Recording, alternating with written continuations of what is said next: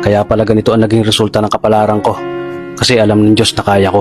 Sa edad kong to, napagod na akong magmadali. Kaya lahat ng ginagawa ko ngayon, ini-enjoy ko na lang.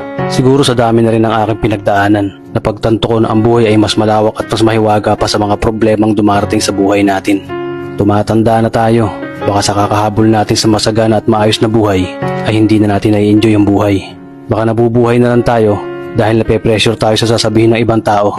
Marami na rin akong mga naging maling desisyon sa buhay, pero lahat yun nagsilbing aral sa akin at natuto ako sa mga pagkakamali ko. May mga taong sobra nating mamahalin at bibigyan ng halaga, pero ibabalik lang sa atin ay kabiguan at matinding trauma.